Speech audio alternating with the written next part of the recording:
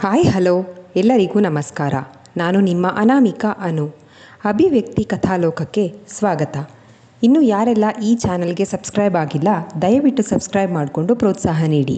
ಕತೆಗಳನ್ನು ಕೇಳಿ ಇಷ್ಟವಾದರೆ ಲೈಕ್ ಕೊಟ್ಟು ಕಮೆಂಟ್ ಮಾಡಿ ಹೆಚ್ಚು ಹೆಚ್ಚು ಶೇರ್ ಮಾಡುವುದರ ಮೂಲಕ ನಮಗೆ ಮತ್ತಷ್ಟು ಪ್ರೋತ್ಸಾಹ ನೀಡೋದನ್ನು ಮರಿಬೇಡಿ. ನನ್ನೆದೆಯ ಬಾಂಧಳದಿ ಕಥೆಯ 34ನೇ ಅಧ್ಯಾಯವನ್ನು ನೀವೆಲ್ಲರೂ ಕೇಳಿ ಆನಂದಿಸಿದ್ದೀರಾ ಅಂತ ಭಾವಿಸ್ತೇನೆ. ಹಾಗಾದರೆ 35ನೇ ಅಧ್ಯಾಯವನ್ನು ಶುರು ಮಾಡೋಣ. ಎಂಗೇಜ್ಮೆಂಟ್ ಮಾಡದೆ ಹಾಗೆ ಬಿಟ್ಟರೆ ಬರ್ತಿರೋ ಸಂಬಂಧಗಳಿಗೆ ಸಬೂಬು ಹೇಳೋಕ್ಕಾಗೋದಿಲ್ಲ. ಮಾಡಿಬಿಟ್ರೆ ಇದೇನಪ್ಪ 2-3 ವರ್ಷ ಬಿಟ್ಟರು ಅಂತಾರೆ. ಮದುವೆ ಆದಮೇಲೆ ನಕ್ಷು ಓದ್ ಮುಂದುವರಿಸಲಿ ಅಂದರೆ ನವೀನ್ ಕೆರಿಯರ್ ಅಂತಾರೆ. ಒಂದು ಗೊತ್ತಾಗ್ತಿಲ್ಲ ಗೌಡ್ರೆ. ಹೆಣ್ಣೆತ್ತವರು ಏನೇ ತೀರ್ಮಾನ ತಗೊಂಡ್ರೂ ಸಮಾಜ ಅಲ್ಲಗೆಳೆಯುತ್ತೆ ಅಂದರು ವಿಶ್ವನಾಥರು. ಗೌಡ್ರು ಮನೇಲೇ ಬೇಕಾದಂಗೆ ಇದ್ದಾರೆ. ಓದಿ ನೀನೇನು ಕೆಲಸಕ್ಕೆ ಹೋಗಿ ದುಡ್ಕೊಂಡು ಬರಬೇಕಾ ನಕ್ಷತ್ರ? ಮದುವೆ ಆಗಿ ಮನೇಲಿರೋದು ಬಿಟ್ಟು ನಕ್ಷತ್ರಳ ದೊಡ್ಡಪ್ಪ ಮೂದಲಿಸಿದ್ರು. ತಮ್ಮನ ಮಗಳಿಗೆ ಕೂಡಿ ಬಂದ ಸಂಬಂಧ ನೋಡಿ ಈರ್ಷ್ಯೆ ಮೂಡಿತ್ತು ಅವರಿಗೆ. ಅಣ್ಣ ಅತ್ತಿಗೆ ಮದುವೆ ಅರ್ಜೆಂಟಾಗಿ ಮಾಡಬೇಕು ಅನ್ನೋದೇನಾದರೂ ಇದೆಯಾ? ಸದಾನಂದರು ಕೇಳಿದರು. ನಂಗೆ ಅರ್ಜೆಂಟೇನಿಲ್ಲ, ಲಕ್ಷ್ಮಿ ನಮ್ಮನೆ ಸೊಸೆ ಆಗಬೇಕು ಅಷ್ಟೇ. ಸುಧಾ ನಿನಗೆ ಅಂದರು. ಅರ್ಜೆಂಟೇನಿಲ್ಲ, ಆತುರಕ್ಕೆ ಬಿದ್ದು ಮಕ್ಕಳ ಭವಿಷ್ಯ ಹಾಳಾಗೋದು ಬೇಡ. ಎರಡೂ ಕಡೆಯೂ ಸಂಬಂಧ ಒಪ್ಪಿಗೆ ಆಗಿತ್ತು. ಆದರೆ ಹುಡುಗ ಹುಡುಗಿ ಇಬ್ಬರು ಓದು ಇನ್ನೂ ಮುಗ್ದಿರಲಿಲ್ಲ. ಸಂಬಂಧ ಗಟ್ಟಿ ಅಂತ ಮಾಡ್ಕೊಳ್ಳೋದಕ್ಕೋಸ್ಕರ ಎಂಗೇಜ್ಮೆಂಟ್ ಮಾಡಿಬಿಟ್ಟಿದ್ದೀವಿ ಅಂತ ಹೇಳಿದ್ರೆ ಆಯಿತು. ಹೇಗೋ ನವೀನಾನು ಏನೋ ಓದಬೇಕು ಅಂತಿದ್ದಾನಲ್ಲ, ಕೇಳಿದವರಿಗೆ ಹೇಳಿದ್ರಾಯ್ತು. ಸುಧಾ ಪರಿಹಾರವನ್ನೇ ಸೂಚಿಸಿದರು. ಎಲ್ಲರಿಗೂ ಈಗ ನಿರಾಳವೆನಿಸಿತ್ತು. ಮಗಳ ಓದು ಮದುವೆ ಎರಡಕ್ಕೂ ಸುಸೂತ್ರವಾಗಿ ದಾರಿಯಾಗಿದ್ದಕ್ಕೆ ಸಂತೋಷವಾಗಿತ್ತು ವಿಶ್ವನಾಥ ದಂಪತಿಗಳಿಗೆ. ಅಕ್ಕ ಈಗಲೇ ನಮ್ಮಿಂದ ದೂರ ಹೋಗಲ್ಲ ಎಂದು ತಿಳಿದು ಜೀವನ್ ಕೂಡ ಖುಷಿಯಾಗಿದ್ದ. ಬೆಳಗಿನಿಂದ ಆವರಿಸಿದ್ದದ್ದು ಕೂಡ ಮಾಯವಾಗಿ ಓಡಿ ಬಂದು ನಕ್ಷತ್ರಳ ಕೊರಳಿಗೆ ಜೋತು ಬಿದ್ದವನಂತೆ ತಬ್ಕೊಂಡು, ನಕ್ಷು ನಮ್ಮನ್ನು ಬಿಟ್ಟು ಈಗಲೇ ನೀನು ದೂರ ಹೋಗಲ್ಲ ಅಲ್ವಾ ಅಂದ ಕೆನ್ನೆಗೆ ಮುತ್ತಿಕ್ಕುತ್ತ. ನಕ್ಷತ್ರಳಿಗೂ ನಿರಾಳವಾಗಿತ್ತು. ಇಲ್ಲ ಅಂತ ಹೇಳಿದ್ಲು. ಈಗಲೇ ಕರ್ಕೊಂಡು ಹೋಗಲ್ಲ ಬಿಡೋ, ಅಳ್ಬೇಡ ಅಂದರು ತಾರಾ. ನವೀನ್ ಬೆರಗುಗಣ್ಣಿನಿಂದ ಅಕ್ಕ ತಮ್ಮನ ಬಾಂಧವ್ಯ ನೋಡ್ತಾ ಇದ್ದ. ಯಾಕೋ ಹಾಗೆ ನೋಡ್ತಾ ಇದ್ಯಾ ಅಂದರು ಸುಧಾ. ಏನಿಲ್ಲಮ್ಮ, ನಾನು ನೋಡಿರೋ ಮಟ್ಟಿಗೆ ಯಾವಾಗಲೂ ಕಚ್ಚಾಡೋರು. ಈಗ ನೋಡಿದ್ರೆ ನಮ್ಮನೆಯಲ್ಲೂ ಅಕ್ಕನೋ ತಂಗಿನೋ ಇದ್ದಿದ್ರೆ ಇವೆಲ್ಲ ಅನುಭವಕ್ಕೆ ಬರೋದು ಅನಿಸುತ್ತೆ ಅಂತ ಭಾವುಕನಾಗಿದ್ದ. ಮಗಳನ್ನು ಕಳಿಸ್ಕೊಡೋದಕ್ಕೆ ಅವರಷ್ಟೇ ಗಟ್ಟಿ ಆಗಬೇಕಿಲ್ಲ. ಅವರ ಕರುಳ ಬಳ್ಳಿನ ಕರ್ಕೊಂಡು ಹೋಗೋದಕ್ಕೆ ನಾವು ಕೂಡ ಗಟ್ಟಿ ಆಗಬೇಕಿದೆ. ಪ್ರಪಂಚನೇ ಗೊತ್ತಿಲ್ಲದೆ ಇರೋ ಮಗುನ ಇಷ್ಟು ದೊಡ್ಡವಳನ್ನಾಗಿ ಮಾಡಿ, ಇದೆಲ್ಲ ನಿನ್ನ ಮನೆ, ಅದು ನಾನಲ್ಲ ಅವರು ನಿನ್ನವರು ಅಂತ ಗಂಟು ಹಾಕೋ 3 ಗಂಟನ್ನು ನಂಬಿ ಹೊಸ ಪ್ರಪಂಚಕ್ಕೆ ಕಳಿಸ್ತಾರಲ್ಲ, ಅವರದು ನಂಬಿಕೆ. ಚಿಕ್ಕ ಸಸಿನ ಎಲ್ಲೇ ನೆಟ್ಟರೂ ಅದು ಚಿಗುರುತ್ತೆ. ಅದೇ ಬೆಳೆದು ದೊಡ್ಡದಾದ ಮರನ ಒಂದು ಕಡೆಯಿಂದ ಕಿತ್ತು ಮತ್ತೊಂದು ಕಡೆಗೆ ನೆಟ್ಟರೆ ಅದು ಉಳಿಯಲ್ಲ. ಆದರೆ ಹೆಣ್ಣು ಹುಟ್ಟಿದ ಮನೆ ಮೆಟ್ಟಿದ ಮನೆ ಎರಡೂ ಕಡೆಯೂ ಚಿಗುರುತ್ತಾಳೆ. ಸುಧಾ ಭಾವುಕರಾಗಿ ಹೇಳಿದರು. ಅದುವರೆಗೂ ತಡೆ ಹಿಡಿದಿದ್ದ ನಕ್ಷತ್ರಳ ಕಣ್ಣೀರು ಕೋಡಿಯಾಗಿ ಹರಿದಿತ್ತು. ಬಿಕ್ಕಳಿಸಿ ಅಳಲು ಶುರು ಮಾಡಿದ್ದಳು.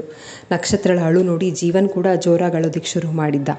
ಮಕ್ಕಳಿಬ್ಬರ ಕಣ್ಣೀರು ನೋಡಿ ಪೂರ್ಣಿಮಾ ಕಣ್ತುಂಬಿಕೊಂಡು ಬಂದು ಅಳುತ್ತಲೇ ಮಕ್ಕಳಿಬ್ಬರಿಗೂ ಸಮಾಧಾನ ಮಾಡಿ ಜೀವನನ್ನು ಒಳಗಡೆ ಕರ್ಕೊಂಡು ಹೋಗಿದ್ರು. ವಿಶ್ವನಾಥರು ಅಲ್ಲಿ ಕೂರಲಾರದೆ ಎದ್ದು ಹೋಗಲಾರದೆ ಕೂತಲ್ಲಿಯೇ ಕಣ್ಣೀರು ಹಾಕಿದ್ರು. ಗೌಡರು ಕೂಡ ಶಲ್ಯದಿಂದ ಕಣ್ಣೊರೆಸಿಕೊಂಡಿದ್ರು. ಚುಕ್ಕಿ, ಈಗೇನು ಮದುವೆ ಮಾಡ್ತಿದ್ದಾರಾ? ಸಮಾಧಾನ ಮಾಡ್ಕೋ. ನವೀನ್ ಸಮಾಧಾನ ಮಾಡುತ್ತಲೇ ಇದ್ದ. ಶರದಿ ಸ್ನೇಹ ಕೂಡ ಹತ್ರ ಬಂದು ಅಳ್ಬೇಡ್ವೆ ಎಂದು ಅಳುತ್ತಲೇ ಸಮಾಧಾನ ಮಾಡ್ತಾಯಿದ್ರು. ಸುಧಾ ತಾರಾ ಎದ್ದು ಬಂದು, ನಕ್ಷತ್ರ ಮಗಳೇ ಇಲ್ಲಿ ನೋಡು, ನೀನೇನು ಹೆದರ್ಕೋಬೇಡ. ನಿಮ್ಮ ಮಾವ ಇಲ್ವಾ? ನವೀನ ಇರ್ತಾನಲ್ವಾ? ನಾವೆಲ್ಲರೂ ಇಲ್ವಾ? ನಮ್ಮೂರೇನು ದೂರ ಇದೆಯಾ? ಅರ್ಧ ಗಂಟೆ ಅಷ್ಟೇ. ಅಳಬಾರ್ದು ಮಗಳೇ. ಶುಭ ಕಾರ್ಯದಲ್ಲಿ ಹೆಣ್ಮಕ್ಳು ಕಣ್ಣೀರು ಹಾಕಬಾರ್ದು. ಈ ನೋವು ಪ್ರತಿ ಹೆಣ್ಣಿಗೂ ತಪ್ಪಿದ್ದಲ್ಲ. ಆ ನೋವನ್ನು ಮರೆಯೋ ಹಾಗೆ ನೋಡ್ಕೊಳ್ಳೋದು ಗಂಡನ ಕರ್ತವ್ಯ. ನಿಮ್ಮ ಅಪ್ಪ ನಿಮ್ಮ ಮಾವಂದರು ಎಲ್ಲ ನೋಡ್ಕೊಂಡಿಲ್ವಾ? ಹಾಗೆ ನಿನ್ನ ಜೊತೆ ಯಾವಾಗಲೂ ನವೀನ ಇರ್ತಾನೆ. ಸಮಾಧಾನ ಮಾಡ್ಕೋ ಅಂತ ಕಣ್ಣೊರೆಸಿ ಸಮಾಧಾನ ಮಾಡಿದರು. ಮಳೆ ಭೋರ್ಗರೆದು ಸುಮ್ಮನಾಗುವಂತೆ ನಕ್ಷತ್ರಳ ಅಳು ನಿಲ್ಲಿಸಿ ಸಮಾಧಾನ ಆಗಿದ್ಲು. ಶರದಿ ನೀರು ಕುಡಿಸಿ ಸಮಾಧಾನಿಸಿದ್ಲು. ಊಟ ಮುಗಿಸಿ ಆಮೇಲೆ ಮುಂದಿನ ಮಾತುಕತೆ ಆಡಿದ್ರಾಯ್ತು. ಪೂರ್ಣಿಮಾ ಮರೆತು ಹೋದಂತಿದ್ದ ಅತಿಥಿ ಸತ್ಕಾರವನ್ನು ನೆನಪು ಮಾಡಿಕೊಂಡು ಎಲ್ರಿಗೂ ಹೇಳಿದರು. ಟೈಮ್ ನೋಡಿದ ವಿಶ್ವನಾಥರು, ಗಂಟೆ ಆಗಲೇ 1 ಆಯಿತು, ಮಾತಿನ ಮಧ್ಯೆ ಟೈಮ್ ಹೋಗಿದ್ದೇ ಗೊತ್ತಾಗಲಿಲ್ಲ, ಹೇಳಿ ಅಂತ ಎಲ್ಲರನ್ನೂ ಎಬ್ಸಿದ್ರು.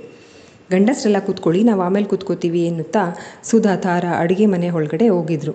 ಬಡಿಸಲೆಂದು ಹೋದ ಶರದಿ ಸ್ನೇಹಾರಿಗೆ ಸತಿಯತಿ ತಂಗಿ ಮದುವೆ, ನಾವು ಅಣ್ಣಂದ್ರಿದ್ದೀವಿ, ಓಡಾಡಿ ಮಾಡ್ತೀವಿ ಬಿಡಿ ಎಂದು ರೇಗಿಸಿ, ಪೂರ್ಣ ಆಂಟಿ ಕೊಡಿ ನಾವು ಬಡಿಸ್ತೀವಿ ಅಂತ ಕೇಳಿದರು. ಲೇಡೀಸ್ ಇದ್ದಾರಪ್ಪ ಒಳಗಡೆ ಬಡಿಸೋಕ್ಕೆ, ಮುಂದಿಂದು ತುಂಬ ಕೆಲಸಗಳಿದ್ದಾವೆ, ಆಗ ಓಡಾಡ್ಕೊಂಡು ಮಾಡುವಂತ್ರಿ, ಈಗ ಊಟಕ್ಕೆ ಕೂತ್ಕೊಳ್ಳಿ ಅಂದ ಪೂರ್ಣಾಗೆ. ಆಂಟಿ ದೊಡ್ಡವ್ರದ್ದೆಲ್ಲ ಆಗಲಿ, ನಾವು ಆಮೇಲೆ ಕೂರ್ತೀವಿ, ಕುಚ್ ಖಾನಮೆ ಎಂದ ಯತಿ. ಸರಿಪಾ ರೂಮ್ನಲ್ಲಿ ಕೂತ್ಕೊಳ್ಳಿ ಆರಾಮಾಗಿ ಅಂದರು ಪೂರ್ಣ. ತನ್ನ ಮನೆಯಲ್ಲಿ ತಾನೇ ಅಪರಿಚಿತೆ ಅತಿಥಿ ಅಂತ ಅನ್ನಿಸಿತ್ತು ನಕ್ಷತ್ರಳಿಗೆ. ಆದರೂ ಸಾವರಿಸಿಕೊಂಡು ನೀವು ಊಟಕ್ಕೆ ಕೂತ್ಕೊಳ್ಳಿ ನವೀನ್ಗೆ ಹೇಳುತ್ತಾ ಸಂಜು, ಅರುಣ್, ಕರಣ್ ಎಲ್ಲರೂ ಕೂತ್ಕೊಳ್ಳಿ ಅಂದಳು. ಸತಿಯಣ್ಣ ಇತಿಯಣ್ಣ ಕೂತ್ಕೊಳ್ಳಿ ಮತ್ತೊಮ್ಮೆ ಹೇಳಿದ್ದಳು. ನೀನು ಕೂರಲ್ವಾ, ದೊಡ್ಡವ್ರದ್ದೆಲ್ಲ ಆಗಲಿ ಆಮೇಲೆ ಜೊತೆಲೇ ಕೂರೋಣ ಅಂತ ನವೀನ್. ಅವ್ರ ಜೋಡಿ ಮೇಲೆ ಅವ್ರ ಟೀಮ್ ಜೊತೆ ಕೂತ್ಕೋತಾರೆ ಬಿಡಿ ಅಂದರು ಗೌಡರು ಮಗನ ಮನಸ್ಸನ್ನು ಅರಿತವರಂತೆ. ಸತಿ, ನೀವು ಊಟಕ್ಕೆ ಕೂರಲ್ಲ ಅಂದರೆ ಹೋಗ್ರಿ ಎಲ್ಲರೂ ರೂಮಿಗೆ ಅಂದರು. ಯಾರ ರೂಮಿಗೆ ಕಳಿಸ್ಬೇಕು ಅರಿವಾಗದೆ ನಿಂತಿದ್ದ ನಕ್ಷತ್ರಳನ್ನು ನೋಡಿ ಮಗಳಿಗೆ ಸಹಾಯವಾಗಲೆಂಬಂತೆ ಶರದಿ, ಕರ್ಕೊಂಡು ಹೋಗ್ರಮ್ಮ, ಎಲ್ಲರೂ ರೂಮಲ್ಲಿ ಕೂತ್ಕೊಂಡು ಮಾತಾಡಿ ಹೋಗಿ ಅಂದರು ವಿಶ್ವನಾಥರು. ಹಾಲ್ನಲ್ಲಿ ಊಟ ಶುರುವಾಗಿತ್ತು. ರೂಮ್ನಲ್ಲಿ ಎಲ್ಲರೂ ಕೂತಿದ್ರು. ಒಳಗಡೆ ಬರ್ಬೋದಾ ಎನ್ನುತ್ತಾ ತಾರಾ ಒಳಗಡೆ ಬಂದರು.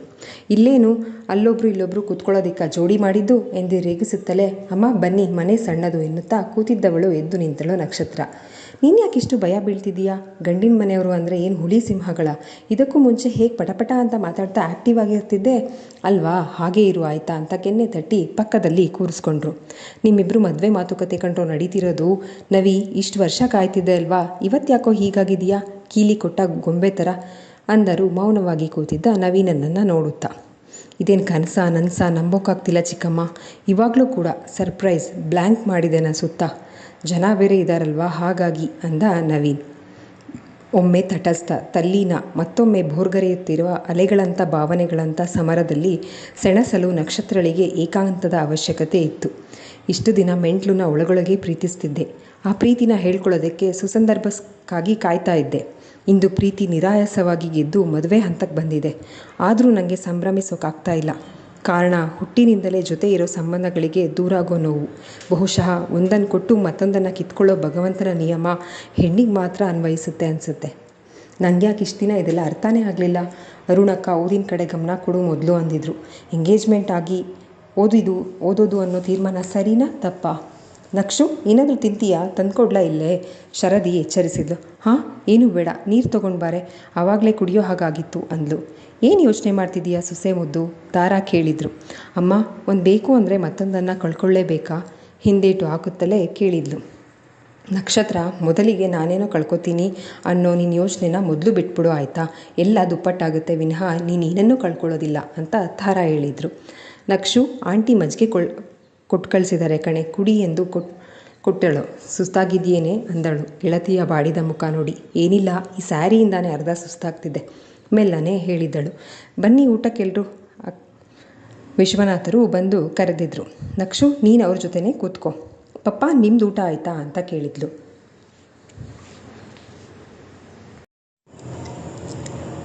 ಹಾಂ ಮಗಳೇ, ದೊಡ್ಡವರೆಲ್ಲ ಕೂತಿದ್ವಲ್ಲ, ಆಯಿತು, ಹೋಗು ನೀನು ಊಟ ಮಾಡು, ನಾವು ರೂಮಲ್ಲಿ ಕೂತ್ಕೊಂಡು ಮಾತಾಡೋದಿದೆ, ಮಾತಾಡ್ತೀವಿ ಎಂದರು ವಿಶ್ವನಾಥರು.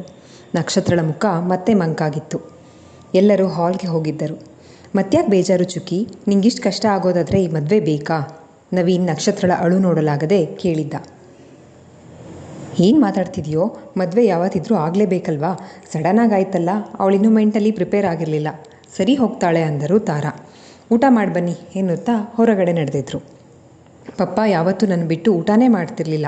ಇವತ್ತು ಮಾಡಿದ್ದಾರೆ ಅಂದರೆ ಇಂಚಿಂಚಾಗಿ ಸ್ವಲ್ಪ ಸ್ವಲ್ಪ ಅವರು ಸಿದ್ಧ ಆಗ್ತಾ ಇದ್ದಾರೆ. ನೀವು ಬನ್ನಿ ಊಟ ಮಾಡಿ ಎಂದಳು ನವೀನ್ಗೆ. ಇದ್ಯಾವಾಗಿದ್ದ ಹೋಗಿ ಬನ್ನಿ ಶುರುವಾಗಿದ್ದು ಶ್ರೀಮತಿಯವರೇ? ನವೀನ್ ಕೇಳಿದ್ದ.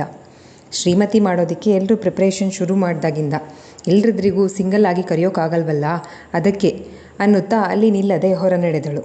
ತನ್ನದೇ ಮನೆಯಲ್ಲಿ ಅತಿಥಿಗಳ ಜೊತೆ ಅತಿಥಿಯಂತೆ ಆತಿಥ್ಯ ಸ್ವೀಕರಿಸಲು ಮಾನಸಿಕಳಾಗಿ ಸಿದ್ಧಳಾಗ್ತಾ ಇದ್ಲು. ಹಾಲ್ನಲ್ಲಿ ಎರಡೂ ಬದಿಗೆ ಎದುರು ಬದರಾಗಿ ಎಲ್ಲರೂ ಊಟಕ್ಕೆ ಕುಳಿತಿದ್ರು. ನಕ್ಷು, ಇವತ್ತು ನಮ್ಮಿಬ್ಬರು ಪಕ್ಕ ಕೂರ್ತಾಳೆ ಊಟಕ್ಕೆ ಅಂದ ಸತಿಯತಿ. ಶರದಿ ಸ್ನೇಹ ವಾದ ಮಾಡ್ತಿದ್ರು ಬೇಕೆಂತಲೇ. ಸ್ವಲ್ಪ ತಡವಾಗಿ ಬಂದ ನಕ್ಷತ್ರ, ನವೀನ್ ಇಬ್ಬರಿಗೂ ಎಲ್ಲಿ ಕೂರುವುದೆಂದು ತಿಳಿಯಲಿಲ್ಲ. ನಮ್ಮ ಹುಡುಗ ಮಾತ್ರ ಇಬ್ಬರು ಅಮ್ಮಂದ್ರು ಮಧ್ಯೆ ಕೂರ್ತಾನಪ್ಪ. ತಾರಾ ಬೇಕಂತಲೇ ನವೀನ್ ಬಾರೋ ಇಲ್ಲಿ ಕೂತ್ಕೋ ಅಂತ ಕರೆದಿದ್ರು.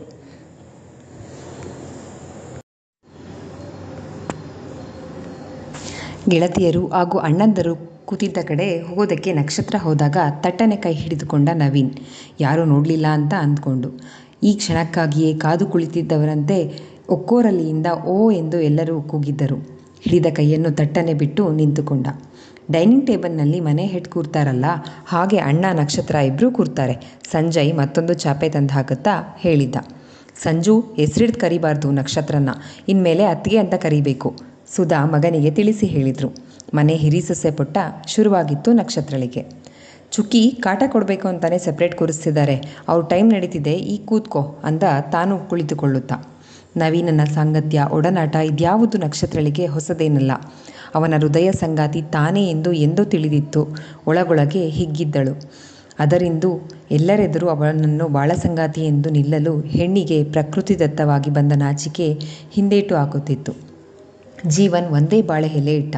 ಬಡಿಸುವುದಕ್ಕೆ ಹುಡುಗರು ನಿಂತರೆ ಒಂದೇ ಎಲೆಗೆ ಬೇಕಂತಲೇ ಒಬ್ಬರಿಗೆ ಆಗುವಷ್ಟು ಮಾತ್ರ ಬಡಿಸ್ತಾ ಇದ್ರು. ಬೇಕಂತಲೇ ಒಂದೇ ಹೋಳಿಗೆ ಬಡಿಸಿ ಹೋಗಿದ್ದ ಅರುಣ್. ಅಣ್ಣ, ನೀನು ಸ್ವೀಟ್ ತಿನ್ನಲ್ಲ ಅಲ್ವಾ ಅನ್ನುತ್ತಾ ಇಬ್ಬರಿಗೂ ಹೊಟ್ಟೆ ಹಸ್ತಿತ್ತು. ಎಲ್ಲರೆದುರು ಹಂಚಿ ತಿನ್ನಲು ಸಂಕೋಚ. ನಕ್ಷತ್ರಳೆ ಹೋಳಿಗೆಯನ್ನು 2 ಪಾಲು ಮಾಡಿ ತಳ್ಳಿದ್ಲು. ಪಲ್ಯ, ಕೋಸಂಬರಿ, ಹಪ್ಪಳವನ್ನು ಕೂಡ ಹಾಗೆ ಪಾಲು ಮಾಡಿದ್ಲು. ಹೀಗೆ ನಾಚ್ಕೊಂಡ್ರೆ ಆಗಲ್ಲ, ಕೇಳಬೇಕು, ನಾವೀಗ ಸಿಂಗಲ್ ಅಲ್ಲ, ಡಬಲ್, 2 ಕೈ ಬಡಿಸಿ ಅಂತ ಮತ್ತೊಮ್ಮೆ ಹೋಳಿಗೆ ಬಡಿಸಲು ಬಂದ ಜೀವನ್ ಹೇಳ್ದ. ಹೋಗೋ, ಇನ್ನೂ 3 ವರ್ಷ ಸಿಂಗಲ್ಸ್ ಅಲ್ವಾ ಚುಕ್ಕಿ ಅಂದ ನವೀನ್. ಸಿಂಗಲ್ ಅಂತ ಯಾವುದಾದ್ರೂ ಹುಡುಗಿನ ನೋಡು, ಆಗ ಗೊತ್ತಾಗುತ್ತೆ ಅಂದ ಯತಿ. ಎಸ್ಸೆಗೆ ಬಂದಾಗಲೇ ಎಕ್ಸ್ಪೀರಿಯನ್ಸ್ ಆಗಿದೆ ಅಂದ ನವೀನ್ ನಕ್ಷತ್ರಳಿಗೆ ಮಾತ್ರ ಕೇಳಿಸುವಂತೆ. ಅನ್ನ ಬಡಿಸಲು ಬಂದ ಸಂಜಯ್ ಮಾತ್ರ ಎಲ್ಲರಿಗೂ ಬಡಿಸಿ ಬಂದು ಚಕ್ಕಳ ಮಕ್ಕಳ ಹಾಕಿ ಕೂತು, ನಾವು ಸಿಂಗಲ್ಸ್ ಅಲ್ಲ ಡಬಲ್ ಅಂತ ಹೇಳೋವರೆಗೂ ಬಡಿಸೋದೇ ಇಲ್ಲ ಅಂದ. ಇವರಿನ್ನೂ ಬಿಡಲ್ಲ ಅಂದ್ಕೊಂಡು, ಇವತ್ತಿಂದ ನಾವು ಸಿಂಗಲ್ಸ್ ಅಲ್ಲ ಅಂದರು ಇಬ್ಬರು ಒಟ್ಟಿಗೆ. ಕೊನೆಗೆ ನೀರಿನ ಕಪ್ ಕೂಡ ಕೊಡದೆ ಒಂದೇ ಕೊಟ್ಟರು, ಹಂಚಿ ತಿಂದು ಬದುಕುವ ಸಹಬಾಳ್ವೆಗೆ ನಾಂದಿ ಹಾಡಲು. ಊಟ ಮುಗಿಯುವ ಹೊತ್ತಿಗೆ ರೂಮಿನಲ್ಲಿ ಮಾತನಾಡುತ್ತಿದ್ದವರ ಮಾತುಕತೆಯೂ ಮುಗಿದಿತ್ತು. ಎಲ್ಲರೂ ಮತ್ತೆ ಹಾಲ್ನಲ್ಲಿ ಜಮಾವಣೆ ಆಗಿದ್ರು. ನಿರ್ಧಾರವಾದಂತೆ ನವಿ, ಮೇ, ಜೂನ್ ತಿಂಗಳಲ್ಲಿ 3-4 ಡೇಟ್ಸ್ ಕೊಟ್ಟಿದ್ದಾರೆ ಪುರೋಹಿತರು. ನಿಧಾನವಾಗಿ ಕೂತು ನಿರ್ಧಾರ ಮಾಡೋಣ, 2 ಕಡೆಗೂ ಅನುಕೂಲ ಆಗೋ ಹಾಗೆ ಡೇಟ್ಸ್ನ. ನಿಮ್ಮ ಮಾವ ಹೇಳ್ತಿದ್ದಾರೆ ಎಂಗೇಜ್ಮೆಂಟ್ನ ನಾವೇ ಮಾಡ್ಕೋತೀವಿ ಅಂತ. ಮಗಳು ಅಳಿಯಂಗೆ ನಾವು ಪ್ರೀತಿ ಪಟ್ಟು ಕೊಡೋದನ್ನು ಯಾವುದನ್ನು ಬೇಡ ಅನ್ನಬಾರ್ದು ಅಂತ ಕಟ್ ಹಾಕ್ತಿದ್ದಾರೆ. ಎಂಗೇಜ್ಮೆಂಟ್ ಎಲ್ಲಿ ಮಾಡಿಕೊಡಿ ಅಂತೀಯೋ ಅಲ್ಲಿನ ಅವರು ತಯಾರಿ ಮಾಡ್ಕೋತಾರೆ ಅಂತ ಗೌಡ್ರು ಹೇಳಿದ್ರು. ನಿಮ್ಮ ರಾಜ್ಕುಮಾರಿನೇ ಕೇಳಿದ ತಕ್ಷಣ ಇಲ್ಲ ಅನ್ನದೇ ಕೊಟ್ಟಿದ್ದೀರಾ ಮಾವ, ನಂಗೆ ಮತ್ತೇನೂ ಬೇಡ. ಗೌಡ್ರು ಲೆಕ್ಕವಿಲ್ಲದಷ್ಟು ಮದುವೆ ಮಾಡಿದ್ದಾರೆ. ಮನೆ ಮಗನ ಮದುವೆ ಅವರಿಗೆ ಭಾರ ಅಲ್ಲ. ನಾವು ಮಾಡ್ಕೊಂಡಿದ್ದಿದ್ರೆ ಮುಂದೆ ಹೇಗೋ ಏನೋ ಎಲ್ಲ ಯೋಚನೆ ಮಾಡಬೇಡಿ, ನಾವೇ ಮಾಡ್ಕೋತೀವಿ ಅಂದ ನವೀನ್. ಗೌಡರಿಗೆ ತಕ್ಕನಾದ ಮಗ ಮನಸ್ಸಿನಲ್ಲೇ ಅಂದ್ಕೊಂಡ್ರು ಎಲ್ಲರೂ. ನವೀನ್ ರೇಗಿಸುವಾಗಲೆಲ್ಲ ವರದಕ್ಷಿಣೆ ಏನೂ ಕೇಳಲ್ಲ ಕಣ್ರೋ, ನೋಡ್ರಿ ನಿಮ್ಮ ತಂಗಿಗೆ ಕೊಡೋ ವರದಕ್ಷಿಣೆ ದುಡ್ಡು ಉಳ್ಕೊಳ್ಳುತ್ತೆ, ಒಪ್ಪಿಸ್ರೋ ನಿಮ್ಮ ತಂಗಿನ ಅಂತ ಅಣ್ಣಂದಿರಿಗೆ ರೇಗಿಸ್ತಾ ಇದ್ದಿದ್ದು ಏಕಕಾಲಕ್ಕೆ ಸತಿ, ಯತಿ, ನಕ್ಷತ್ರ ಮೂವರಿಗೂ ನೆನಪಾಗಿ ನಕ್ಷತ್ರ ಕಿರುನಗೆ ನಕ್ಕರೆ ಸತಿ, ಯತಿ ಮಾತ್ರ ಶಹಬಾಸ್ ಅಂತೂ ಕೊಟ್ಟ ಮಾತನ್ನು ಉಳಿಸ್ಕೊಂಡೆ ಕಣೋ, ಪರವಾಗಿಲ್ಲ ಅಂತ ಹೇಳಿದರು. ನವೀನ್ಗೂ ತನ್ನ ತರಲೆಗಳು ನೆನಪಾಗಿ ನಗು ಬಂದಿತ್ತು. ಚುಕ್ಕಿನೂ ಮಿಸ್ ಮಾಡ್ಕೋತಿದ್ದಾಳೆ, ಅವನ್ನೆಲ್ಲ ಅದಕ್ಕೆ ಅವತ್ತು ಮಿಸ್ ಯು ಅಂದಿದ್ದು. ಅವಳನ್ನು ಗೋಳು ಹುಯ್ಕೋತಾನೇ ಇರಬೇಕು ಅಂದ್ಕೊಂಡ. ಇಲ್ಲಪ್ಪ, ನಮಗೂ ಒಬ್ಬಳೆ ಮಗಳು ಇರೋದು, ಎಂಗೇಜ್ಮೆಂಟ್ ಸದ್ಯಕ್ಕೆ ನಾವು ಮಾಡಿಕೊಡ್ತೀವಿ, ಮದುವೆ ಬಗ್ಗೆ ಆಮೇಲೆ ತೀರ್ಮಾನ ಮಾಡಿದ್ರಾಯ್ತು. ಮಗಳಿಗೂ ಕನಸುಗಳಿರ್ತಾವಲ್ವಾ, ಅಪ್ಪನ ಹತ್ರ ಅದೇ ಕೇಳ್ತಾಳೆ. ವಿಶ್ವನಾಥರ ಸ್ವಾಭಿಮಾನದ ಅರಿವಿದ್ದ ಗೌಡರು ಬಲವಂತ ಮಾಡೋದಕ್ಕೆ ಹೋಗಲಿಲ್ಲ. ಮನೆಯಲ್ಲಿ ಎಂಗೇಜ್ಮೆಂಟ್ ಮಾಡೋಕ್ಕಾಗತ್ತಾ? ಸದಾನಂದರು ಅನುಮಾನ ವ್ಯಕ್ತಪಡಿಸಿದರು. ಮನೇಲಾಗಲ್ಲ, 2 ಕಡೆ ಬಂಧು ಬಳಗ ದೊಡ್ಡದು, ಅಲ್ಲದೆ ಮೊದಲನೇ ಮದುವೆ ಬೇರೆ, ಚೌಟ್ರಿಲ್ಲೇ ಮಾಡೋಣ. ಮನೇಲಿ ಯಾವುದಾದ್ರೂ ಮದುವೆ ವಿಷಯ ಬಂದರೆ ನಕ್ಷು ಅವ್ರ ಅಮ್ಮಂಗೆ ಹೇಳೋಳು, ನೋಡ್ತಿರು ನಮ್ಮಪ್ಪ ಎಂಗೇಜ್ಮೆಂಟ್ನ ಮದುವೆ ಥರ ಚೌಲ್ಟ್ರಿನಲ್ಲೇ ಗ್ರ್ಯಾಂಡಾಗಿ ಮಾಡಿಕೊಡ್ತಾರೆ, ನಿಮ್ಮಪ್ಪನ ಥರ ಮದುವೆನೇ ಮನೆ ಮುಂದೆ ಮಾಡಿಕೊಡಲ್ಲ ಅಂತ ಹೇಳ್ತಾ ಇದ್ಲು ಅಂತ ವಿಶ್ವನಾಥರು ಹೇಳಿದರು. ಇದೆಂಥ ಅಮ್ಮ ಮಗಳು ಜಗಳ, ಕುತೂಹಲ ಅನಿಸಿ ಸದಾನಂದರು ಕೇಳಿದರು. ಅಮ್ಮ ಮಗಳು ಹಾಗೆ, ನಮ್ಮಪ್ಪ ಗ್ರೇಟಾ ನಿಮ್ಮಪ್ಪ ಗ್ರೇಟಾ ಅಂತ ಆಗಾಗ ವಾದಕ್ಕೆ ಬೀಳ್ತಾರೆ, ಗೌಡರು ತಿಳಿಸಿ ಹೇಳಿದರು. ಕತೆ ಹುಡುಗಾಟಿಕೆ ಜಾಸ್ತಿ, ಅದಕ್ಕೆ ಇವರು ಅಂಜ್ತಿರೋದು, ಮಗಳು ಮದುವೆ ಮಾಡಿದ್ರೆ ಹೇಗೋ ಅಂತ ಸುಧಾ ಮಾತು ಸೇರಿಸಿದರು. ಲಕ್ಷ್ಮಿ, ಯಾವ ಚೌಟ್ರಿ ಬೇಕು ಹೇಳು, ನಾನು ಬುಕ್ ಮಾಡ್ತೀನಿ, ಗೌಡರು ಹೇಳಿದ್ದರು. ಸಖಿ ಜೀವನ್ ತಟ್ಟನೆ ಹೇಳಿದ. ಪಪ್ಪ, ಸಖತ್ತಾಗಿದೆ ಅದು, ಫುಲ್ ಗ್ರ್ಯಾಂಡ್, ಅಲ್ಲೇ ಮಾಡೋಣ. ಎಂಗೇಜ್ಮೆಂಟ್ಗೂ ಮುಂಚೆ ನಕ್ಷುದು ಬಾವೊಂದು ಪ್ರೀ ಎಂಗೇಜ್ಮೆಂಟ್ ಫೋಟೋಶೂಟ್ ಮಾಡಿಸೋಣ. ಚೌಟ್ರಿ ಅವ್ರ ಹತ್ರ ಡಿಸೈನ್ಸ್ ಇದೆ, ಫ್ಲವರ್ ಡೆಕೋರೇಷನ್ಸ್ದು, ಬಟ್ ಅವೆಲ್ಲ ಬೇಡ, ನಾನು ಸರ್ಚ್ ಮಾಡಿ ತೋರಿಸ್ತೀನಿ, ಅದೇ ಡೆಕೋರೇಷನ್ಸ್ ಮಾಡಿಸೋಣ. ಜೀವನ್ ತಮ್ಮನಿಂದ ಅಣ್ಣನಾಗಿ ವರ್ಗವಾಗಿದ್ದ. ಇಲ್ಲಿಗೆ ಈ ಅಧ್ಯಾಯ ಮುಕ್ತಾಯವಾಯಿತು. ಈ ಸಂಚಿಕೆ ನಿಮ್ಮೆಲ್ಲರಿಗೂ ಇಷ್ಟವಾಗಿದೆ ಅಂತ ಭಾವಿಸ್ತೇನೆ. ದಯವಿಟ್ಟು ನಿಮ್ಮ ಅನಿಸಿಕೆ ಅಭಿಪ್ರಾಯಗಳನ್ನು ಕಮೆಂಟ್ ಸೆಕ್ಷನಲ್ಲಿ ಹಂಚ್ಕೊಳ್ಳೋದನ್ನು ಮರಿಬೇಡಿ. ಧನ್ಯವಾದಗಳು.